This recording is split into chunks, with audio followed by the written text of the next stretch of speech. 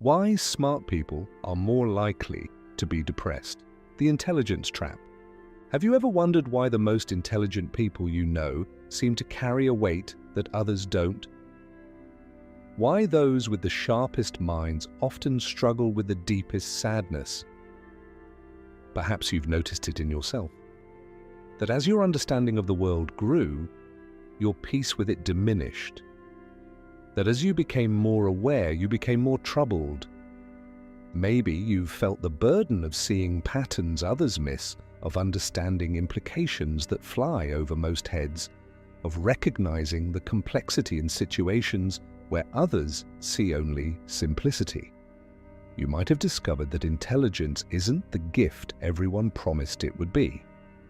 Instead, it feels more like a curse, a spotlight that illuminates all the darkness others live comfortably ignoring. Perhaps you've been told you overthink everything, that you should just be happy, that you're making life harder than it needs to be. But what they don't understand is that you can't unsee what you've seen, you can't unknow what you know. Your mind won't let you live in the blissful ignorance that seems to protect everyone else. What if I told you that your struggle isn't a personal failing, that the correlation between intelligence and depression isn't a coincidence, but a predictable consequence of how consciousness works? That your suffering is not evidence that something is wrong with you, but evidence that your mind is working exactly as it should, perhaps too well. The research is clear and disturbing. Higher IQ correlates with higher rates of depression, anxiety, and existential despair. The more intelligent you are, the more likely you are to see the world as it truly is: chaotic, meaningless, often cruel. While others live protected by cognitive biases and self-deception, you see through the illusions that make life bearable. This video is for you who carries the weight of understanding, for you who feels isolated by your own intelligence, who struggles with the loneliness that comes from seeing what others cannot or will not see, for you who wonders if ignorance truly is bliss, and if your intelligence is more burden than blessing. Today I'm going to show you why smart people suffer more, how intelligence becomes a trap, and most importantly, how to transform this burden into a source of strength. Because understanding the nature of your struggle is the first step to transcending it. Get ready to see intelligence in a completely new light. Not as an unqualified good, but as a double-edged sword that can either destroy you or forge you into something extraordinary. The burden of seeing too much. Intelligence is not just about solving problems or remembering facts. True intelligence is pattern recognition on a massive scale. It's the ability to see connections, to predict outcomes, to understand systems and their inevitable failures. And this gift becomes a curse when you start applying it to existence itself. When you're intelligent, you can't help but see the cracks in everything. You notice the contradictions in people's beliefs, the futility of most human endeavors, the arbitrary nature of social constructs that others take as absolute truth. You see through the marketing, the politics, the social theater that keeps most people distracted and content.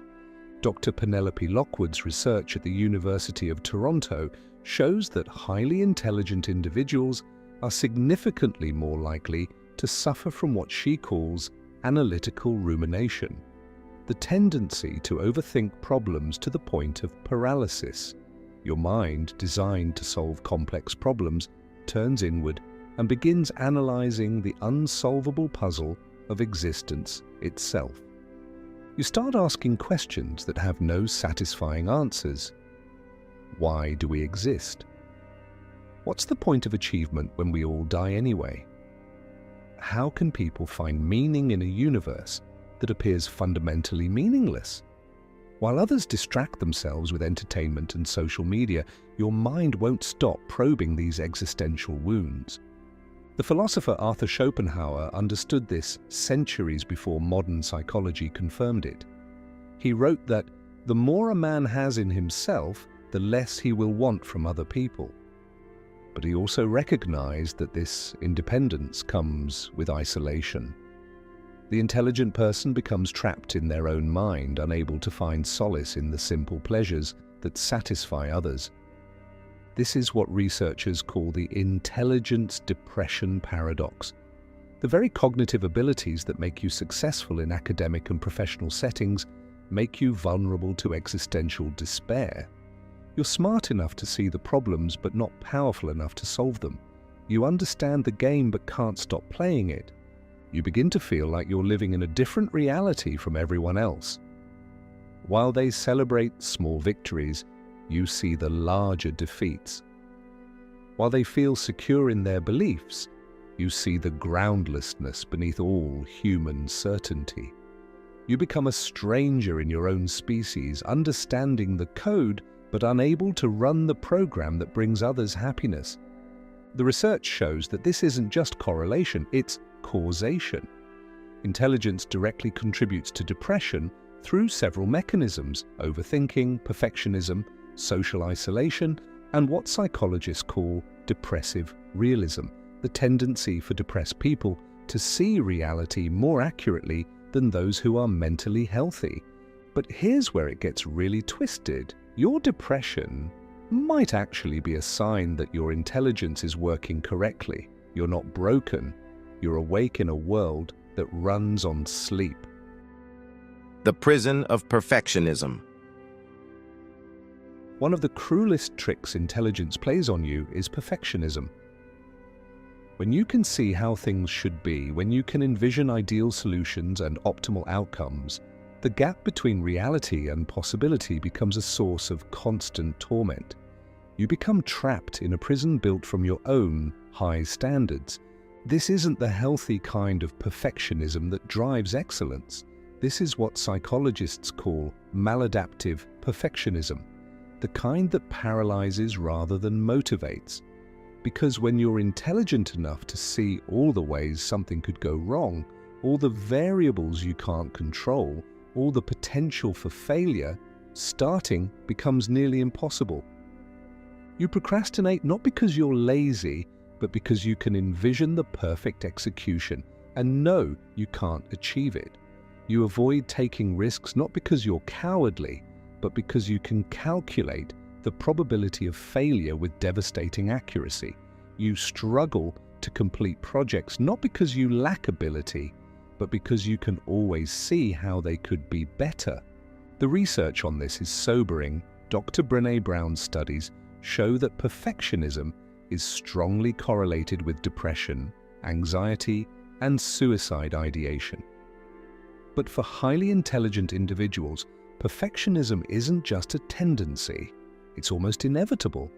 When you can see the optimal solution, why would you settle for anything less?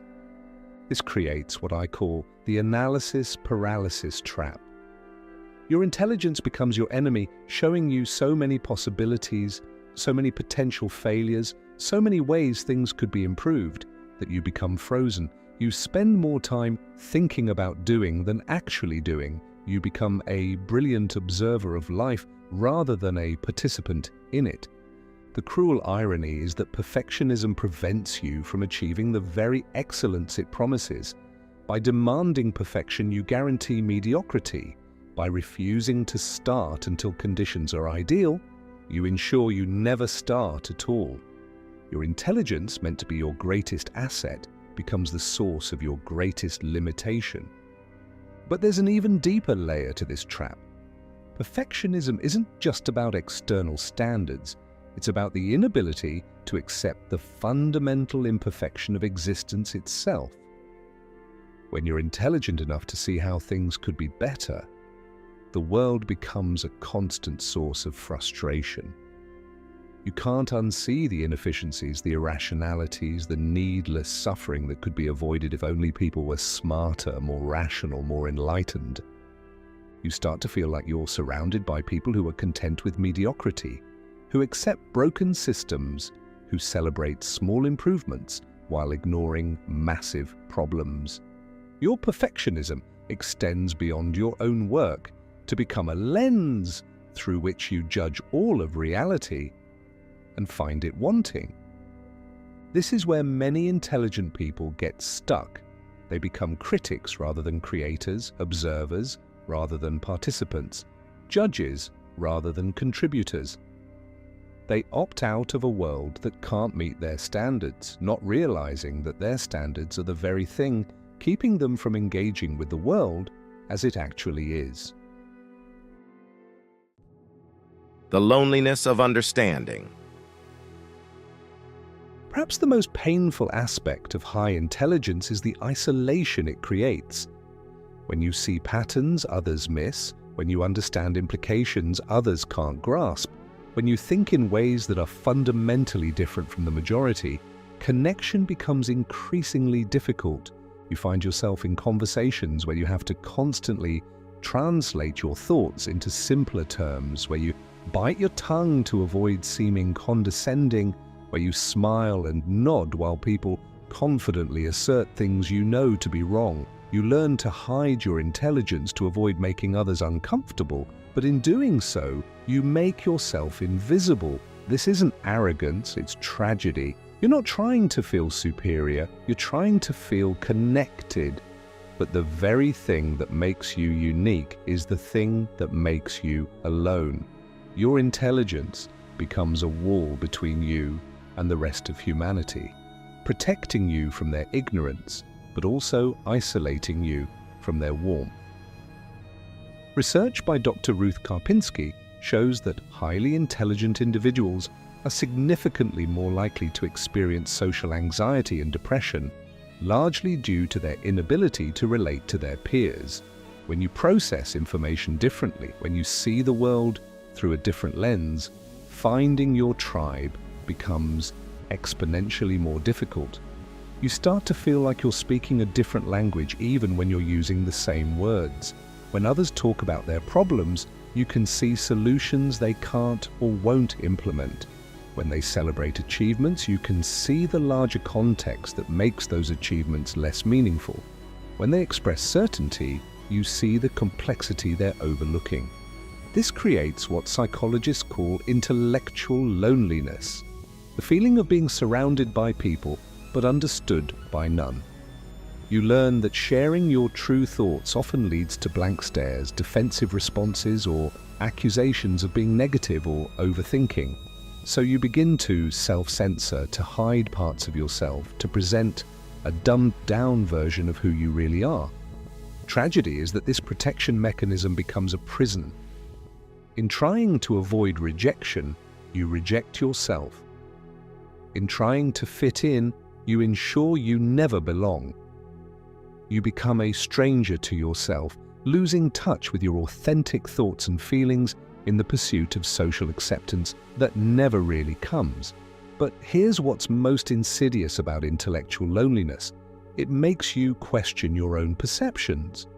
When everyone around you seems content with explanations that satisfy you, not at all, you start to wonder if maybe you're the problem, maybe you are overthinking, maybe you should just accept simple answers to complex questions.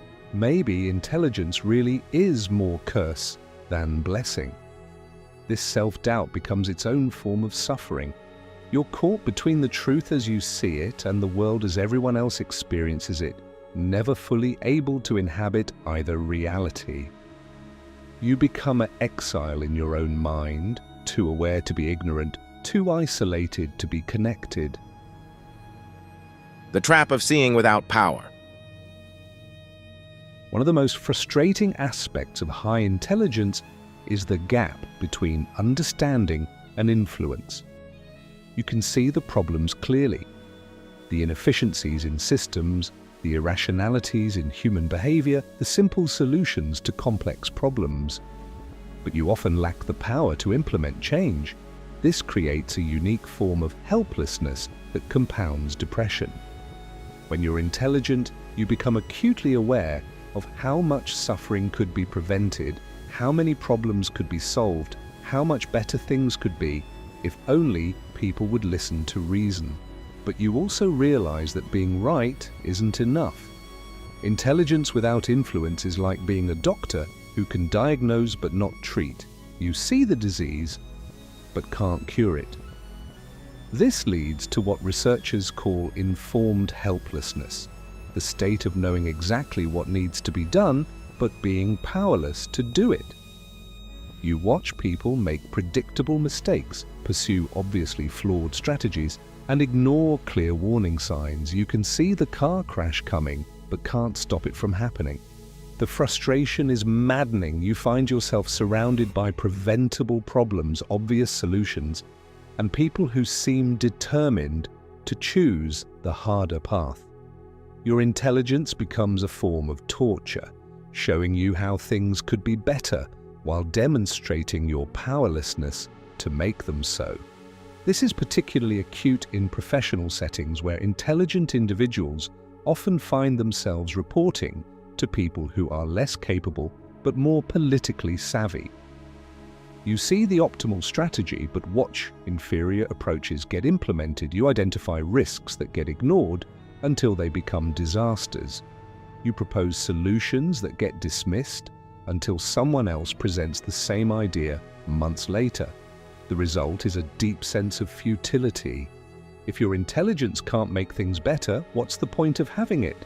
If seeing clearly doesn't lead to positive change, wouldn't you be happier blind?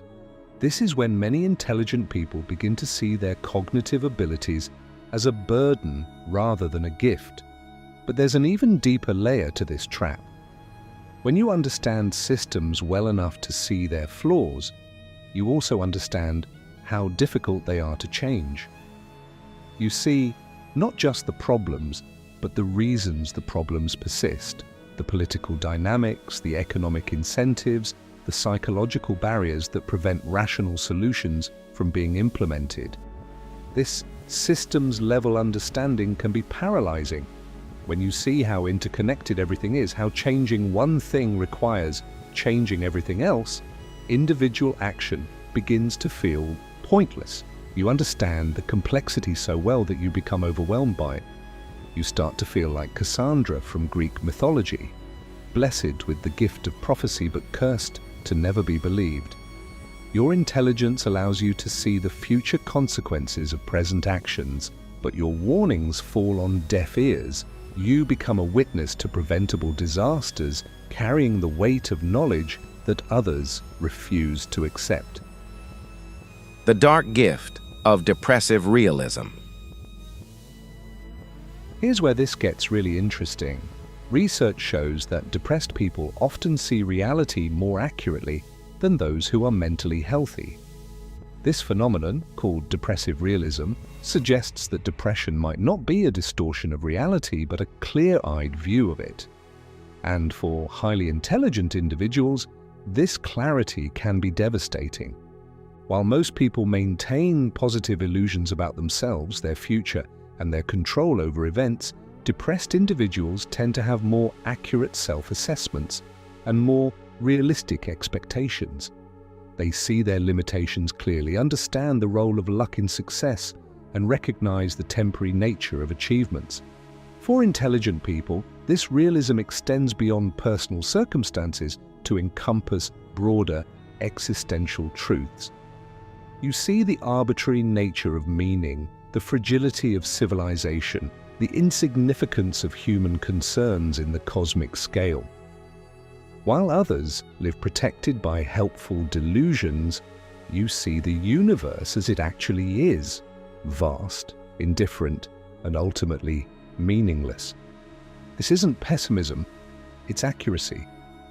The research consistently shows that depressed individuals make more realistic assessments of their abilities, more accurate predictions about outcomes, and more logical decisions under uncertainty.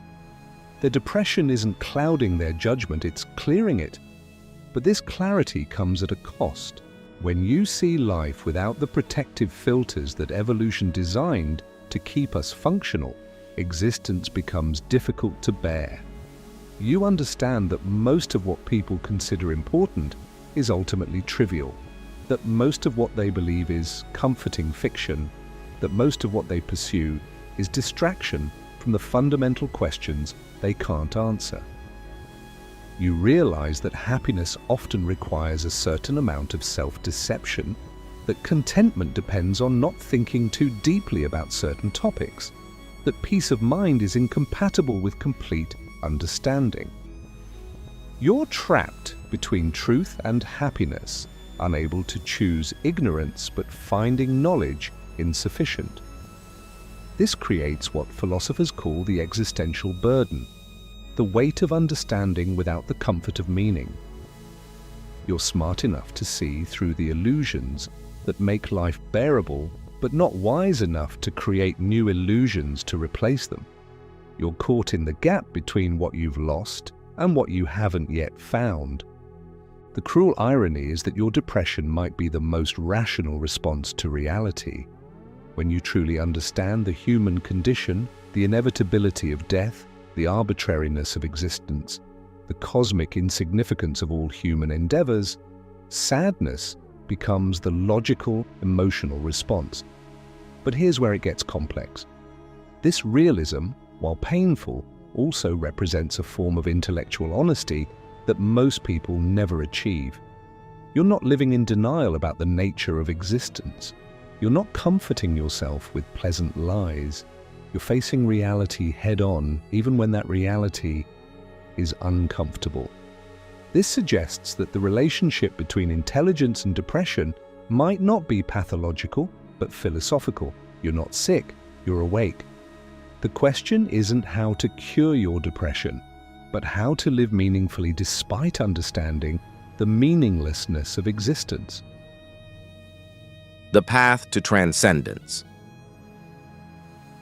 Understanding why intelligence leads to depression is only the first step. The real question is what to do with this knowledge. How do you live fully when you see clearly? How do you find purpose when you understand purposelessness? How do you connect when you're fundamentally different? The answer isn't to become less intelligent. That's neither possible nor desirable. The answer is to develop what I call conscious engagement, the ability to participate fully in life while maintaining awareness of its ultimate limitations. This isn't denial or delusion, it's a sophisticated form of acceptance. This requires developing what the existentialists called authentic living, choosing your own values and creating your own meaning, even while recognizing that these choices are arbitrary. You don't need cosmic significance to live significantly. You don't need ultimate purpose to have personal purpose. You don't need the universe to care about you, to care about yourself and others. The key is shifting from seeking meaning to creating meaning.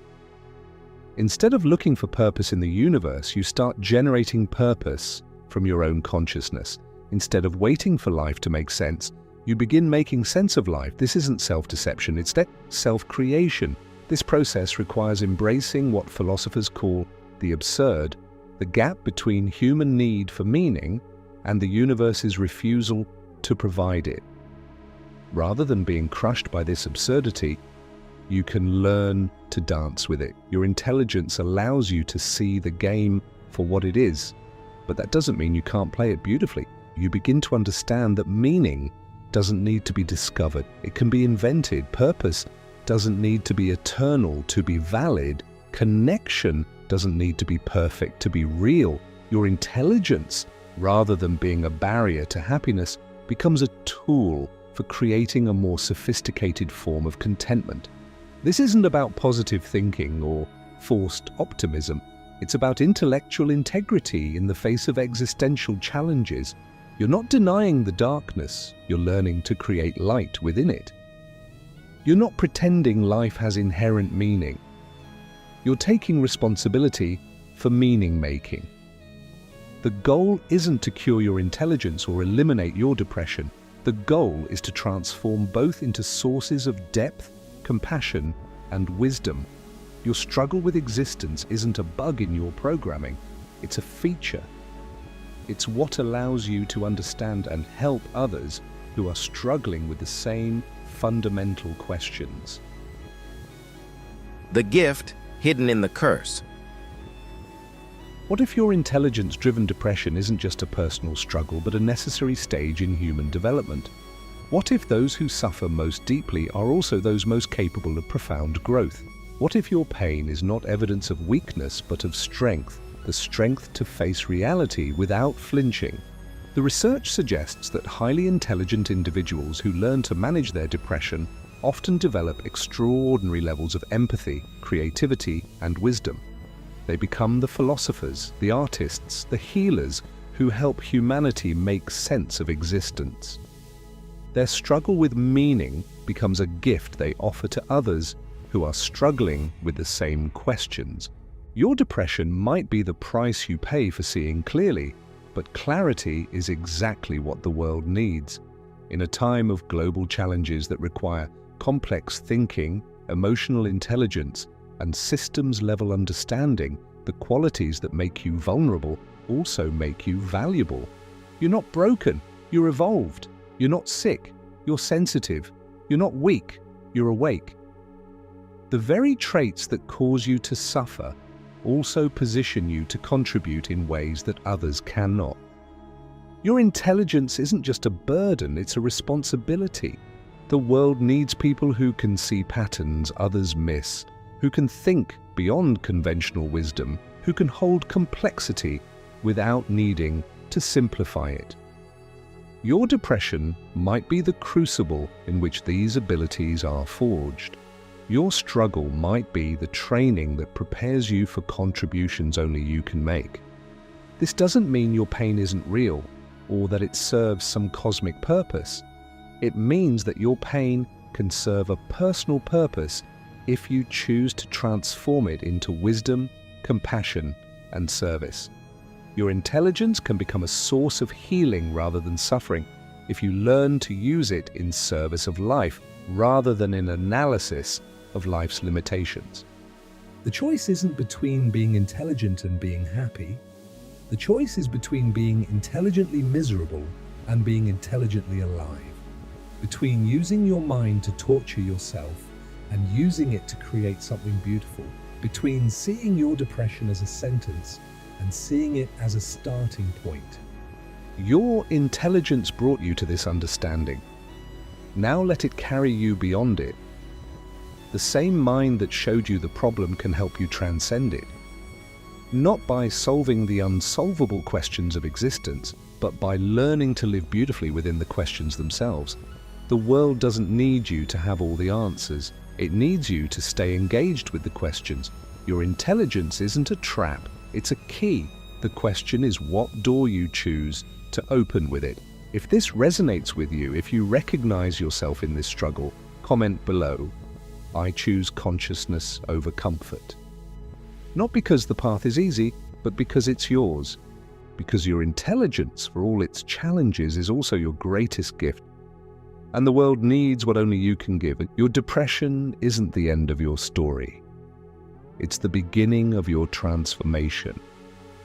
The same mind that brought you to despair can carry you to transcendence.